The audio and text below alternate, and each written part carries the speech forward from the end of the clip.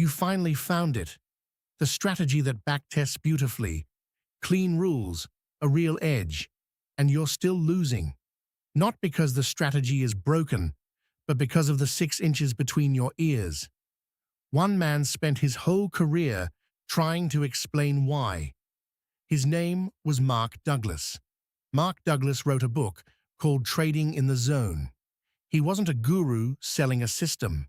He was obsessed with one question. Why do smart people with good strategies sabotage themselves at the exact moment it matters? What he found had almost nothing to do with the market. It was about how your mind handles uncertainty, and almost everything you believe about winning is quietly working against you. Here's the idea that breaks most traders. A single trade is random. Even with a real edge, you cannot know if this one will win or lose. It's a coin flip with the odds slightly in your favor. The edge doesn't live in the next trade. It lives across the next 100. But your brain doesn't feel 100 trades. It feels this one, right now, and it wants it to be a winner. And your brain has one job in that moment: be right. It hates being wrong so much. It will break your own rules to avoid it. It moves a stop because closing the trade means admitting it was wrong. It grabs a tiny profit early just to lock in being right. Douglas's point was blunt. As long as you need to be right on every single trade, you will keep sabotaging the edge that only works if you let some trades lose.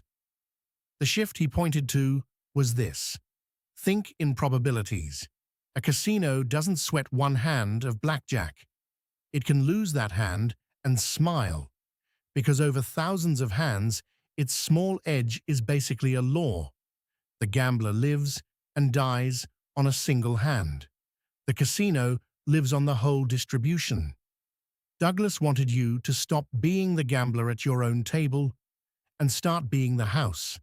But that only works if you do one hard thing: separate the outcome of a single trade from who you are.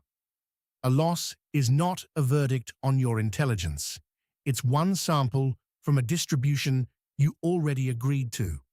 When a trade closing red stops feeling like a personal failure, you stop needing to rescue it. And suddenly, following your rules costs you nothing at all. So stop grading yourself by the last trade. Grade yourself by the last 50. Did you follow your process every time? That's the only scoreboard that matches reality. A winning trade where you broke your rules is a bad trade. You just got paid for it. A losing trade where you followed the plan is a good trade. Douglas flipped the definition of winning, and that flip is the whole game. Here's the practical key: accept the risk fully before you enter, not after. Decide what you are willing to lose, mean it, and make peace with it while you're still calm. Because if you have truly accepted the loss in advance, the market cannot shock you. There's no surprise to panic about. The trade just does what trades do, and you stay the same person on either side of it. This is the whole shift in one line. Stop trying to win the trade and start running the edge. Be the casino, not the gambler. The house doesn't get angry at a winner walking out the door. It doesn't chase. It just keeps dealing the same hand, the same way, and lets the math do what math does. That calm isn't a personality you're born with. It's a decision you make before every single click. Mark Douglas spent decades on one quiet truth: the market is not your problem. Your need to be right is. Pick your next trade and try it. Accept the loss before you enter and judge yourself on the process, not the result. Just once. Notice how different it feels. And if you want to build that probabilistic calm alongside other traders doing the same work, there's a free community. The link is in the description.